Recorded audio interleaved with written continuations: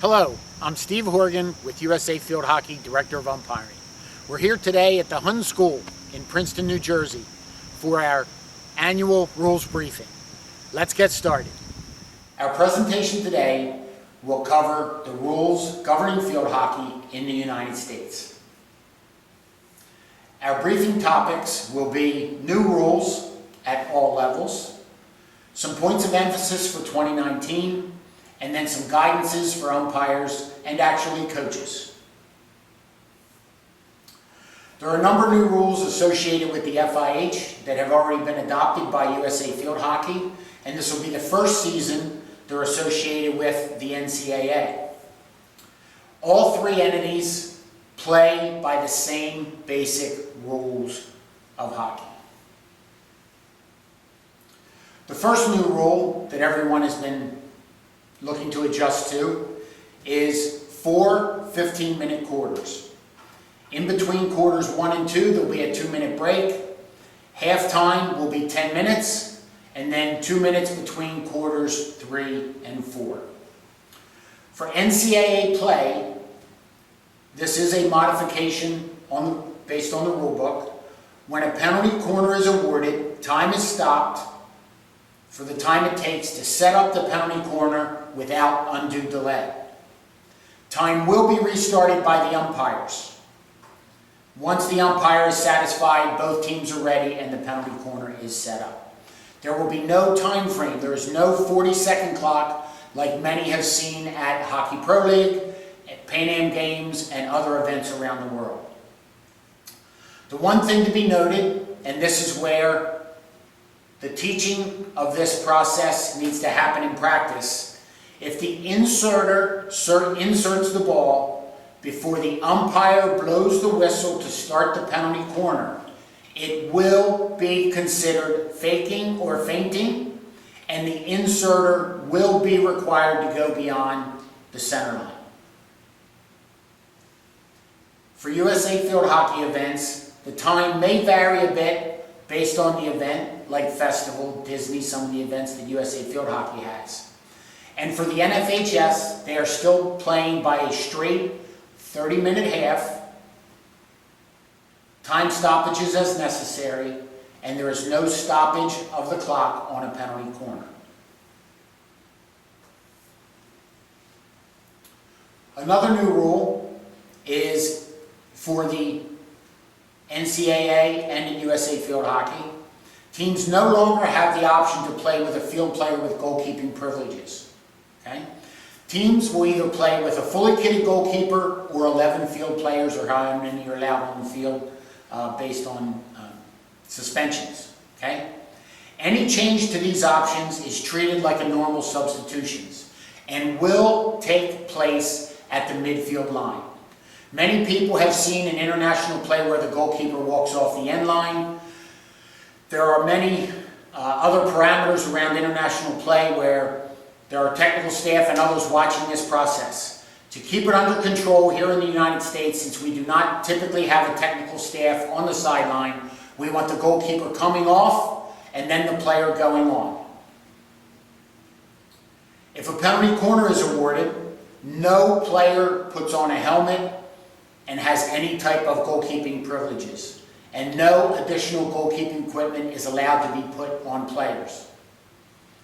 If a penalty stroke is called, the team chooses not to substitute a player, the field player must wear a mask or a helmet and may only stop the ball with their stick. They are not allowed to use their body. If the ball does hit the body, and the ball was going into the goal, the penalty stroke should be retaken. At the NFHS level, one of the variances that they have, and that has always been in place and is still in place, they must have a fully kitted goalkeeper 100% of the time. Another new rule is for free hits awarded to the defense inside the circle. A free hit now inside the circle awarded to the defense may be taken anywhere in the circle. Keep in mind that this is for free hits only, not for balls over the back line or over the end line. Balls over the end line must still be in line with where it went out, up to the top of the circle or even with the top of the circle. The ball must be stopped and the free hit taken properly. There have been a number of instances where the ball is rolling and the defense in their haste just comes in and takes a low sweep at it, sends it out. The ball must be attempted to be stopped or checked, and any violation of the free hit rules will result in a penalty corner against the team taking the hit, obviously because the ball is in the circle and that is where the violation occurs. At the NFHS, the ball still must be in line with where the foul occurred and up to and even with the top of the circle, 16-yard line. The next new rule is associated with the completion of a penalty corner. At the extended play, end of the quarter, end of the half, or end of the game, the option of the penalty corner being completed when the ball comes outside the circle a second time no longer exists. Therefore, the penalty corner is in play until the ball goes outside the dotted line, not just outside the circle. With the NFHS, they still have the rule, at least for this year, that in an extended play, penalty corner is completed when it does leave a second time. Hopefully next year that may be changed. Here's the big one that most people were concerned with. Attacking free hits inside the 23-meter line or inside the 25-yard line. For all three levels, USA Field Hockey, the NCAA, and the NFHS, this rule is applied exactly the same at all three levels. We need to be clear about that. The wording might be a little bit different, but the intention of the rule is exactly the same. All players must be at least 5 meters, 5 yards from the ball before the free hit is taken. That is the standard rule. If the free hit happens to be taken immediately, like with a self-start, the defenders may shadow, follow the play, and follow the player taking the self-start, provided they do not attempt to play the ball, do not play the ball, or interfere or influence with the play until the ball has traveled at least 5 meters or 5 yards. Shadowing, which is a term being used nowadays for this process, for us is going to be defined as running with the attacker while not influencing the play in any way. Some examples of influencing the play would be forcing a redirection, or the old term of channeling, reaching in, trying to make the player do something different with the ball, faking a tackle, trying to throw them off their pace, jabbing at the ball, or block tackling. All of these would not be permitted and would be a violation of the 5-yard rule. If the attacker chooses to not take the free hit immediately, meaning they just don't take off with a self-start, or the ball runs off and needs to be repositioned, all players must be at least 5 meters or 5 yards from the ball before the free hit is taken. Even inside the dotted line where the free hit's being taken, inside the circle. Players may not just stand inside the circle. The old rule allowed for that, where it was felt that players inside the circle wouldn't be influencing the play. That is not the case, and it has now been changed so that they do have to back up, or they have to move 5 yards away. Umpires, keep in mind, when you are managing this, the defender does not have to back up 5 yards inside the circle. They have to get 5 yards away. That could be laterally to the side. Does not mean they have to fully back straight up. So just please keep that in mind. And also, umpires, please, please, do not penalize a defender who's trying to get 5 yards away and is not quite there yet at the moment the self-start is taken. This happens way too many times where the umpire does the right thing by managing the 5 yards and letting the defender know that they have to step back or get 5 yards away, but in their process, the attacker decides to take the free hit and the defender is only, let's say, three yards away. Once that free hit is taken as a self-start, that defender who was 3 yards away is now allowed to shadow without influencing the play until the ball has moved at least 5 yards, 5 meters. We just don't want to give away penalty corners unnecessarily. This is a bit of a rules change for the NFHS. This now puts the rule in line with USA Field Hockey and the NCAA. The big change is the ball may not be played into the circle unless it's amassed a dribbling distance of 5 yards or touched by a defender. Last year, it was touched by any player. This year, touched by a defender. The player taking the free hit can play the ball any number of times. This is not to say that a player taking the self-start must dribble the ball on their own for 5 yards. The idea of amassing a dribbling distance of 5 yards is across the field, or laterally, so to speak.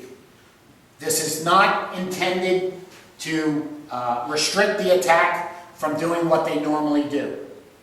By passing, dribbling back and forth, as long as it accumulates a total of 5 yards, it is acceptable. The amassing of the 5 yards does not include the ball up off the stick, as players sometimes now are aerial dribbling. The aerial dribbling part does not count for part of the 5 yards, unless they are running with it laterally and the 5 yards becomes covered at that point.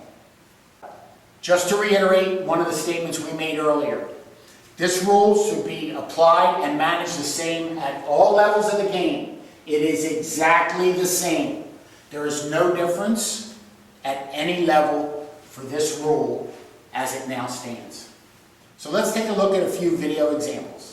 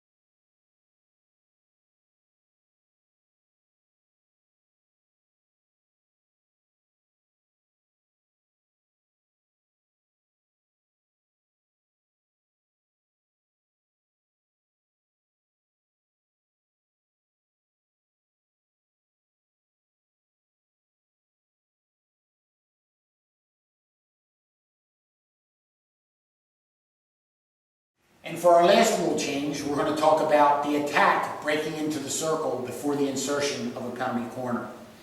It used to be where the individual attacker who broke in was the one that went to the center line.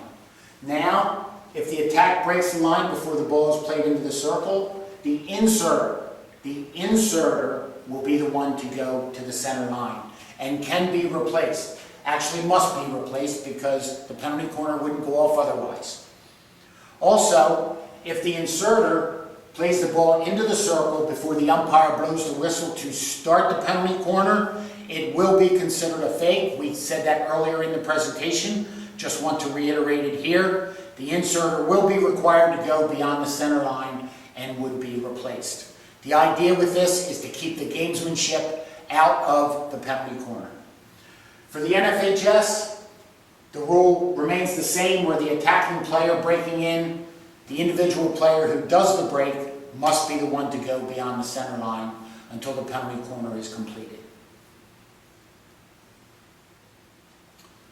So let's go on to some points of emphasis. We all know aerial balls are a big topic right now. There are so many variations, so many situations that can happen, and it's confusing from everybody's perspective. But the rule itself Players must not approach within the 5 yards, 5 meters of an opponent receiving a falling aerial ball until it's received, controlled, and is on the ground. These statements have been reiterated time and time again. If it is unclear which player is going to be receiving the aerial ball, the opponent must be allowed to play the ball, meaning the team that put it up is responsible. If it is unclear as it's falling, the team put it up, gives up the right to play the ball, and if it's unclear, the whistle should be blown and given to the opponent, the ball given to the opponent. This is for thrown aerial balls. Deflections that go high into the air are under a separate rule and should be judged solely on danger. There's a difference between a deflection and a thrown aerial ball. There have been too many contested situations that have been allowed to develop because the umpires did not recognize early that there was a violation of the rule. I can give you the prime example that we had recently, and I could show you the picture, but it would be a little graphic. 2 players were going for the ball. A player tried to intercept it in front of the other player, and the players came down and got their legs caught up with each other, and one of the players broke his femur.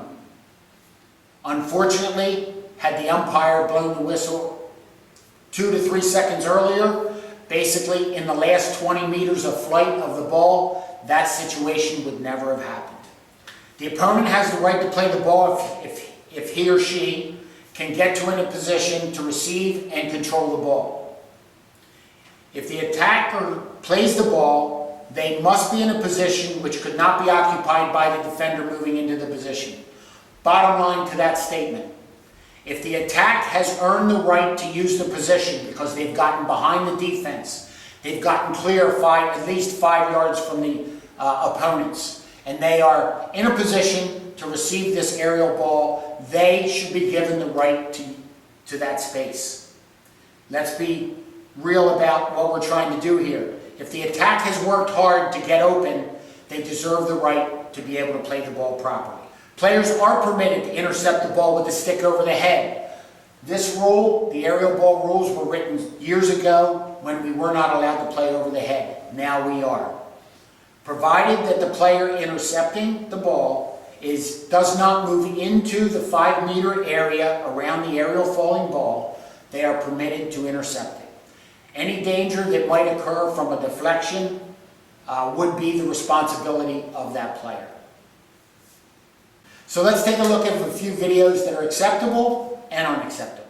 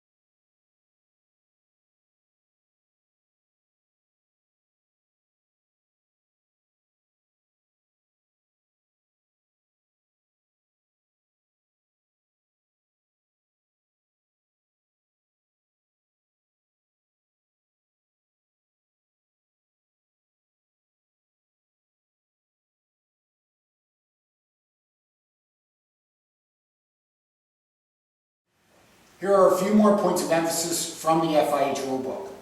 With the ball being played intentionally over the back line by a defender, the umpires must be sure and clear that the action is intentional.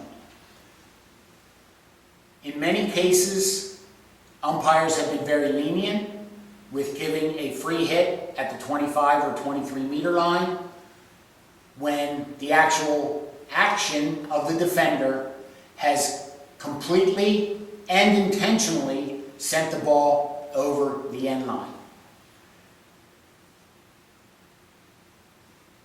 If the attack has to be aware of the end line, so does the defense when they are tackling.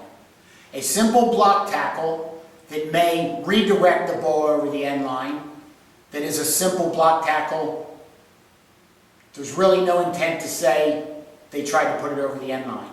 But any motion, even a small motion that redirects the ball over the end line should be deemed intentional. A jab tackle, as the player is coming down the end line, a jab tackle that sends the ball directly over the end line, has to be intentional. The ball can only go one way. Therefore, we want umpires to be more in tune with some of these actions of the defenders in sending the ball over the end line. With Rule 9.5, we all know that the ball cannot be played with the back of the stick. With the evolution of the backhand edge hit, there's been a number of instances where the player comes across the ball and tops the ball, it bounces up, and umpires are not recognizing that this is the back of the stick. If the stick gets on top of the ball and then the stick gets ahead of the ball, it must be the back of the stick. There's no other way physically that the stick can get ahead of the ball unless it went over the back of the stick and touched the back of the stick. We want umpires to be in tune with this. There are a number of low sweeps now that also players are stretching the limits of a back stick. The angle of the stick is a bit of a telltale sign as to whether the sweep is getting to the back of the stick or not. More than likely, a 45-degree angle, the ball's on the back of the stick. It gets down lower than that, you're getting closer to the edge. But this is a judgment decision of the umpire. It will never be 100% consistent as much as we try to have it that way. But we need the players and coaches to make every attempt to use the edge of the stick. Let's take a look at a few videos that are acceptable and unacceptable.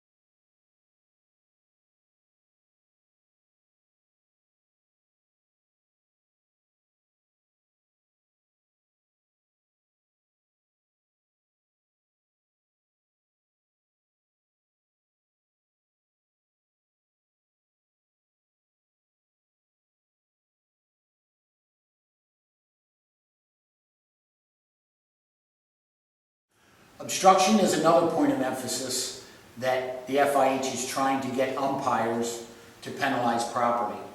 There's a lot of shielding of the ball going on, especially with the stick. If the stick is off the ball and a player attempts to play it, they are being obstructed by the attacker. Also, with some of the bodies, players backing in is not being called properly as well, and therefore they want umpires to take a good look for tackling players who, by pushing, leaning on an opponent, causes them to lose the ball as well. So we want players to play strong. We want them to, we know that there's some physicality that's going to happen, but we do not want the extra physicality that's going to cause a player to lose possession of the ball. The last one is the ball stationary on a free hit. There have been way too many free hits being allowed with the ball rolling at a substantial pace. We need to be a little bit more strict.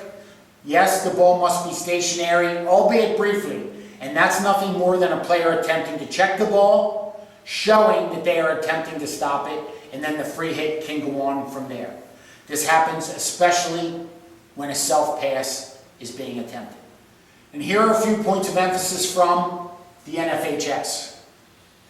The NFHS is an educational type of organization, and good sporting behavior with our youth is top priority. That's not only with the players, but the coaches and the parents. And this should be managed, and unfortunately, can only be managed by the umpires. So, good sporting behavior for everyone should always be the mantra, but especially at the high school level.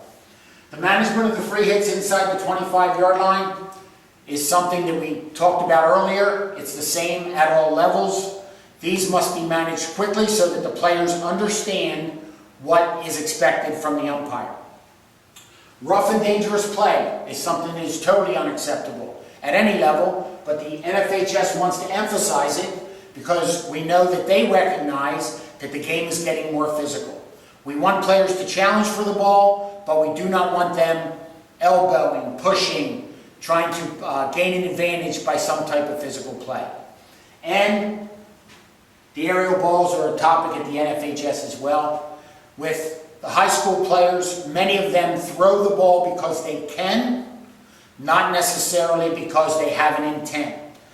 And this is where, as the ball is coming down, if it is not clear, it must be blown early, well into its path, but somewhere in the last 20 yards, 20 to 30 yards of its trajectory, it can be blown, and then the play can be deemed safe or a free hit given to the proper team. Now we have a little bit of guidance for coaches and umpires. And this is drawn up from some questions that have already come as teams have begun to practice in scrimmage.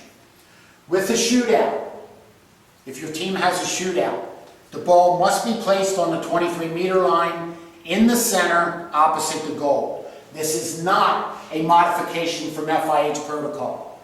We know that a number of people watched Hockey Pro League. We know that they saw one team move the ball off center. That is not allowed and should not have been allowed there. That has been discussed at the FIH level, and it's quite clear in the center opposite the goal. At the NCAA, there are no more timeouts. The NFHS still has theirs, but there are no more timeouts with the NCAA since we are now on 4 quarters, and there's a natural timeout after about 15 minutes. Any player that must wear a cast or a splint, it must be covered and not dangerous to others. Typically, it's been about a ½ inch of dense foam for a hard cast. Some splints now have metal on them, and players, if doctors allow them to play, that's fine, but it must be covered so that it does not and cannot injure another player. Field players are also now choosing to wear hand protection, especially on a penalty corner. We've seen lacrosse gloves, we've seen ice hockey gloves, we've seen all kinds of variations, but we want to make sure that the hand protection does not increase the normal size of the hand by a lot. But it must fit comfortably inside a box, 290 millimeters long by 180 millimeters wide by 110 millimeters high. But it must fit in there comfortably, not scrunched in and not squeezed in. It should lay in very easily, and then it's acceptable. We also know players are now wearing knee pads, especially for penalty corners. And by rule, they should be the same color as the socks, which we know can be difficult. But it's quite acceptable for the socks to be pulled up over top of the knee pads so that there's no change in color. At the NCAA level and USA field hockey events, which the time is not varied, the clock will stop for every penalty corner until the umpire blows the whistle to restart it. There is no defined time frame. The penalty corner should go off without any undue delay.